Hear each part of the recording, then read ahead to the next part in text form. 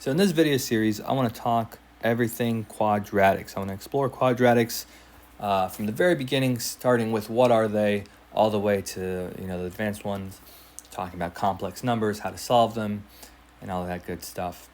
Now in this very first video, we're going to be starting at the very beginning, so it might not be for everyone. Maybe it's for anyone just starting to learn quadratics, or maybe somebody that learned a little bit about them already but has a couple lingering questions. But in this video, I just want to talk about the what. The question is, what are quadratic equations? Now, a quadratic equation, I can spell this right, E-Q-A-T-I-O-N. Quadratic equation, it's actually really easy to define, turns out. This question is very easy. It's anything that has an x being squared on it. And obviously, to have an equal sign, that's where the equals, the equation part comes in. And that's about as simple as it gets. This is, technically speaking, a quadratic equation. Now, usually when we're talking about quadratic equations, we talk about something a little more complicated, maybe something like x squared plus x equals any number, let's say 5. Or even something like this could be a quadratic equation. X plus 6 squared equals anything.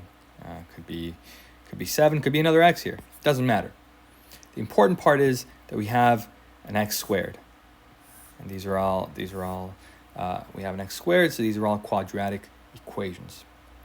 In this particular bottom example, we don't have an x squared, but we have an x being squared. So if we were to multiply out this x plus 6 term being squared, we would end up with an x squared. So that's how we know it is a quadratic equation. Now, one very important thing to note is that not anything with an x squared is a quadratic equation. For example, this equation right here, plus x squared plus 5, let's say, equals 20. This equation right here might seem like a quadratic equation because we have our x squared term. But the problem is, for an equation to be a quadratic equation, the x squared term needs to be the highest term in the equation. And in this example, it's not. We actually have a 3 as the highest term in the equation. So this is not a quadratic equation. This does not count. Now, at this point, you might be saying, okay, quadratic means x squared, but I have a little question. Why is it that we're taking something to the power of 2? We're talking about quad. Doesn't quad mean 4? And in fact, you'd be exactly right about that. I was curious myself. I looked into it. And it turns out the quad in quadratic comes from this idea. So let's say you have a line of length x, and then you square that line. In other words, you take that line and you multiply it by itself. But what would you end up if you did that? I'll give you a moment to think about it.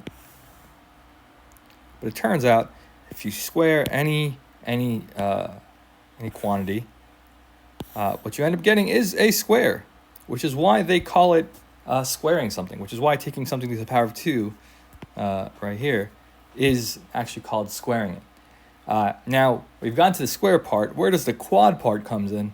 Well, it actually turns out the quad from quadratic comes from the fact that after you square something, you get a square that has 4 corners. And in fact, those 4 corners are where the quad in quadratic come from.